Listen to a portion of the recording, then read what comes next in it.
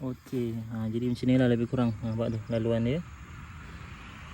Kita lubangkan. Okey, lepas tu barulah kita tutup balik.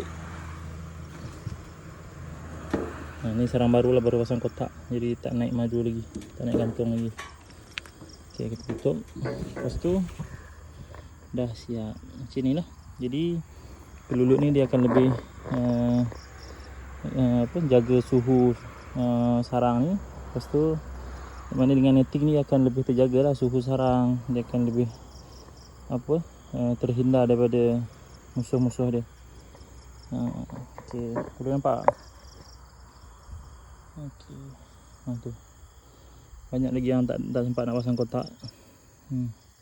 Tu ada yang pasang kotak, ni pun ada, tak sempat lagi. InsyaAllah ada lebih kurang 30 sarang lagi yang tak pasang kotak. Dalam 40 kot, 40 sarang.